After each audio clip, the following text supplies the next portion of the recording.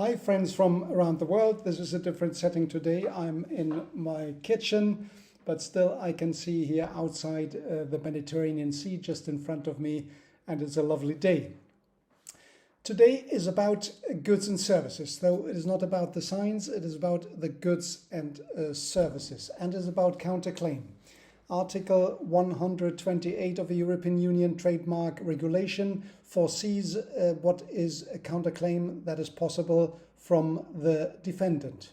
So normally what you want to discuss is what the claimant says, because the claimant sets the tone, which it's a claim.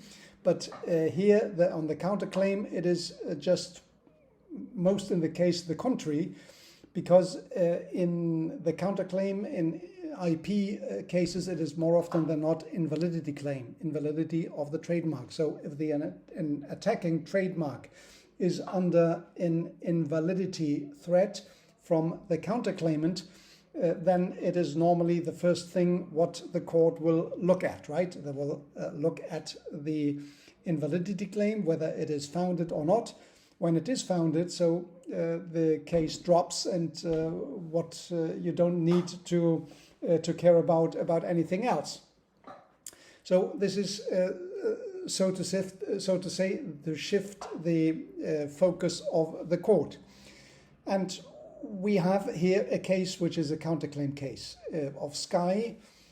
Sky is a company or group of companies from UK against Skykick, which is also a group of companies from the UK, and it is a case which came in front of the court of UK. Now Skykick, a group of companies in UK, they had some use of signs and for certain goods and services in the UK. The Sky Group, so to say, the claimant, they have 3 European Union trademarks and 1 UK trademark, and they sued the Skykick company for infringement of these trademarks. Now, the trademarks of Sky were trademarks which have been with a sky, with a sky mark. They had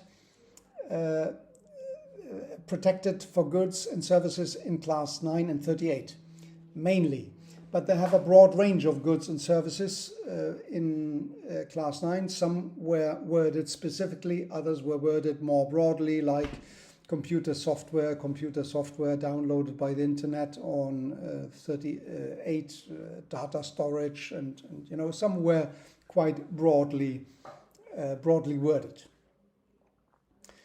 Now what happens here is that Sky sued Skykick for some use of signs they had in the marketplace. And there was a counterclaim from Skykick against Skymarks, the 3 European Union trademarks and the 1 UK mark, with regard to invalidity. They said, well, those are invalid for 2 reasons mainly. One is the reason that the Skymarks, they were worded too broadly, too imprecise, too unclear. Impossible to look at the scope of protection because it was so imprecise and so unclear, which makes that the trademarks are invalid. If they are not invalid in total, because some were more specifically, then they are invalid in part. And it was pointed from the part of the Skykick to a previous judgment of the European Court of Justice, L'Oréal, from 2012 or so, where was it L'Oréal? No, not L'Oréal, was another. Here on the screen. So it is on what would be they said in this judgment, in that judgment where the Skykick is relying on, they say that it must be possible to be precise with regard to the wording so that the scope of protection can be assessed. That is the first claim. And the second claim is, well, it is bad faith because they never wanted to use the trademarks for all the goods and services they had applied for. So this is clearly a case of bad faith. Now the UK court, they had some assessment problems. They say, well, we don't know exactly what would be the European approach with regard to that. And guess what they did? Yes, right.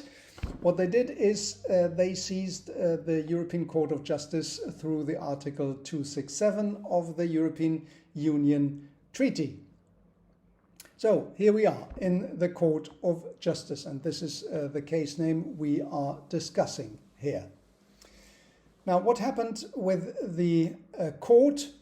The court, they went through the absolute grounds of refusal, because they said, well, this is an absolute ground for refusal and it should be declared invalid due to that absolute ground of refusal.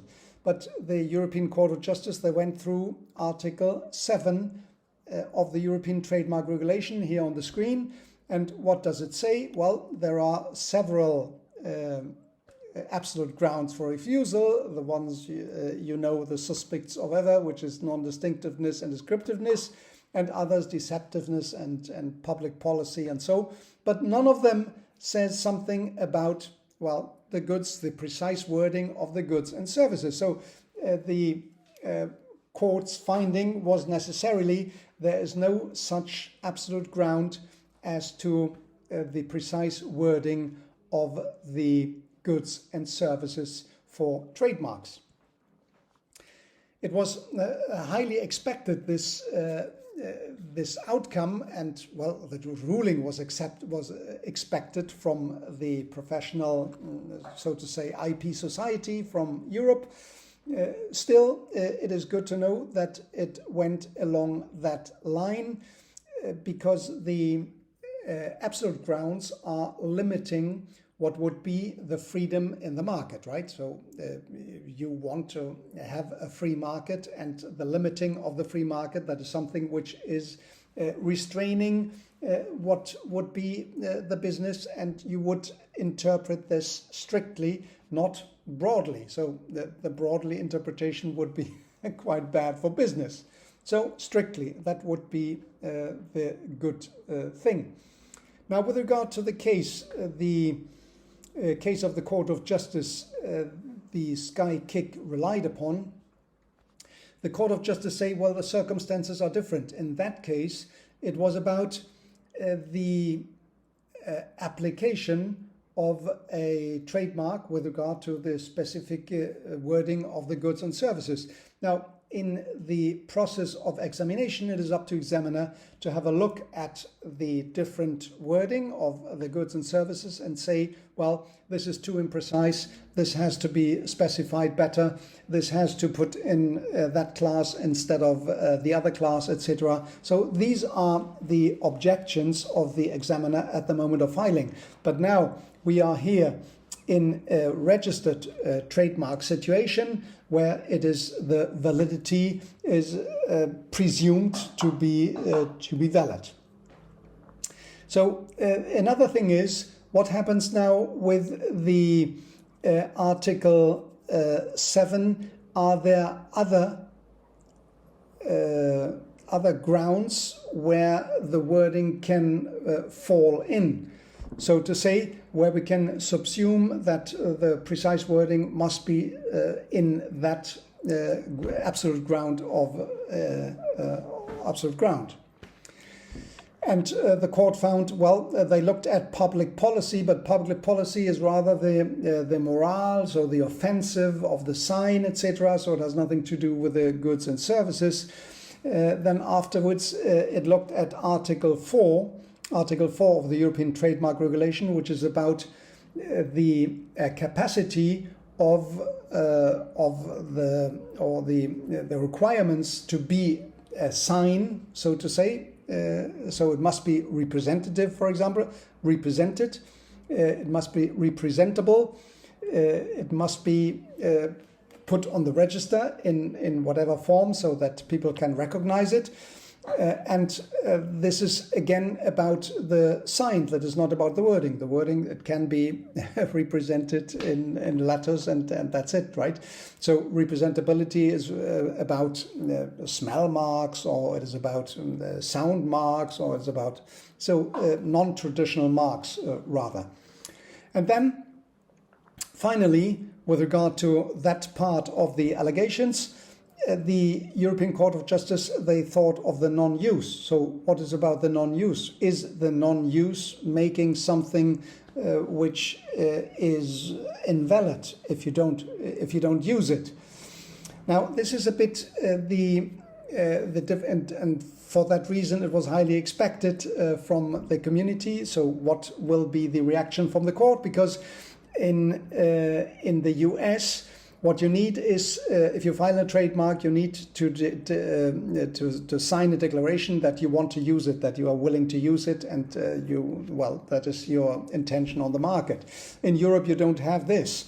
And the court says precisely, at the moment of filing, the trademark, the future trademark owner is not sensed, is not necessary that he knows exactly when to use the mark. No, there's a grace period of 5 years in which there is no use requirement, and only beyond these 5 years from the registration there may be a use requirement if it is the other party who requests such proof of use, right? So it is the market forces in Europe which are in charge of, so to say, to have a clean register, a register close to the market. It is not up to public policy, to public intervention to look after whether this mark or that mark is being used or not.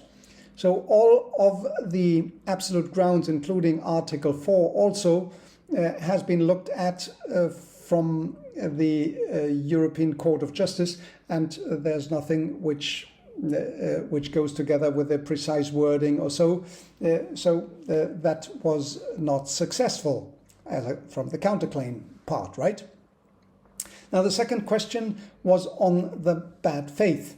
So the allegation from the Skykick was that they had never the intention to use that mark. It is so broadly worded that they have the core business, which is that they would not go into these and that and into other parts. So it was purely defensive, what it is saying. You know that the defensive mark, you know this already, there is a defensive mark. You want to have a mark which can attack other marks in a broad version, so to avoid that certain competitors can come too close to your mark. But here it says the fact that is in reality a bit with regard to the non-use in the previous argument. The non-use as such is not bad faith. So you can use it, you can not use it. That is not bad faith. If you don't use it, it is not necessarily bad faith. Bad faith has must be a dishonest business practice, undermining the interests of others. So you may want to look for a deeper look on bad faith on the case Hasbro, which is in another video on the trademarks bad faith, and there you find more deeply into that must be undermining the interests, etc.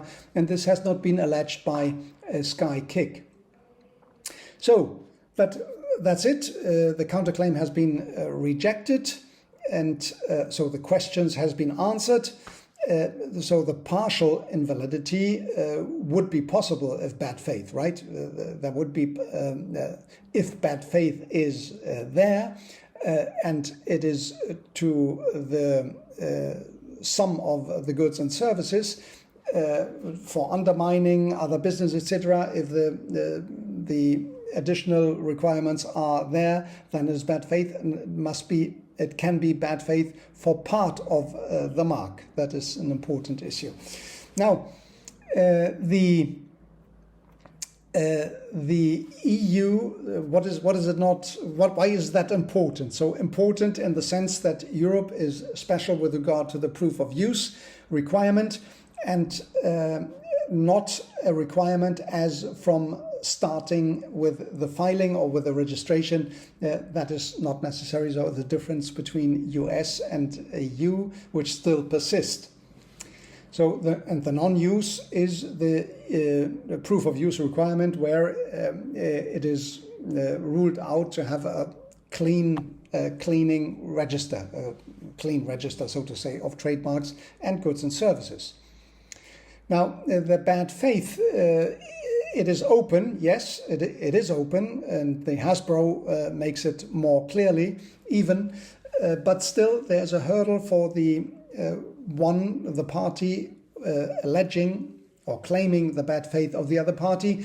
There's a hurdle, so it must be, all the circumstances must be put on the objective circumstance that the other party, the bad faith party, so to say, is undermining the interests of the other party, such as they want to, it is about the intention, and the circumstances must be such that there's no economic logic for filing this just to undermine the interests of another party. So if this comes out, then that would be bad faith. Now, finally, what you should, the takeaway here is, you want, on one hand, as a counsel, as a lawyer, as a counsel, you want a weapon in the hands of your client as a trademark. That's a weapon for filing an opposition, right? For filing an invalidity. And you want that weapon that weapon is only sharp or ready to fire if it is a broad worded specification, goods and services. So you want to have continue to have something broadly worded in order to get a weapon in some cases. But you have, on the other hand, the possibility to receive what is a bad faith claim. So you have to measure one and the other, but you want some tools in your portfolio, right? On the other hand, you want to get sure. So in order to get sure, you want to specify some goods and services very specifically. So you want to have a mix of general and specific wording that would be good for your client, for either the opposition, for attacking, or for the defense purposes.